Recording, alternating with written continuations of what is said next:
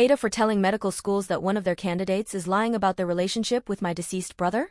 25F. I'm the youngest of 3, and grew up with 2 older brothers. My brother James was only 1 year ahead of me in school. My junior year of high school, James passed away in a car accident. It destroyed me and my family, and I don't know if we'll ever recover from this loss.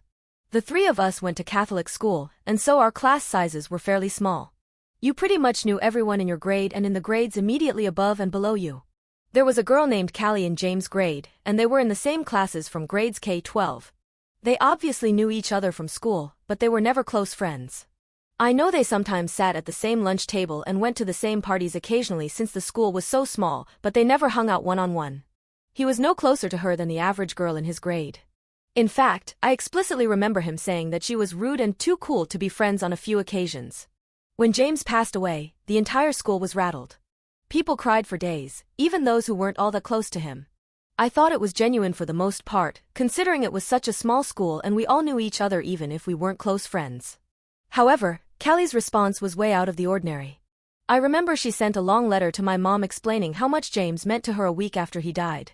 My mom appreciated the letter, but was confused since she didn't realize they were friends. She also posted all over social media saying that her best friend since kindergarten passed away. It's been almost a decade, and she still posts pictures of him from the school yearbook on his birthday and date of his passing.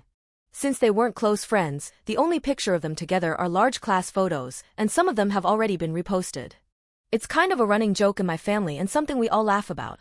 For example, my dad always asks how James' best friend is doing and we all read and laugh about the social media posts.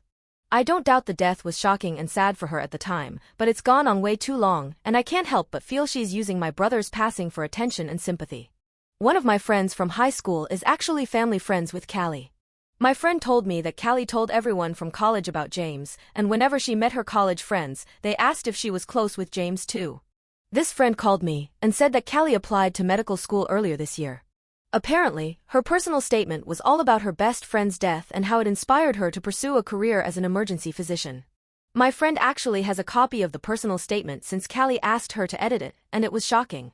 She described growing up with my brother and writing about all the special times they had together, including braving the scariest rides at Disneyland together, going on night swims, and spending hours talking on the phone. She said he was her childhood crush, and she was elated when he expressed that he felt the same way their junior year of high school.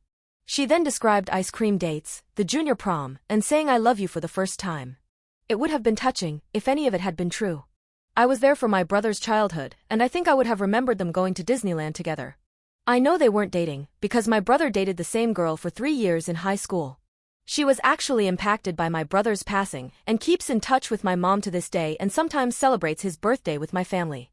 Apparently, the medical schools liked the personal statement, because she already has 2 interview invitations. I don't know all the schools she applied to, but my family friend knows the schools that have invited her for interviews.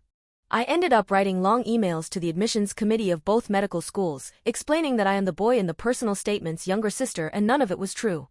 A few days have passed, and I'm starting to wonder if I did the right thing. I felt so upset that she was using my brother and his death for her personal statement, especially when other applicants might have actually experienced loss that motivated them to pursue a career in medicine.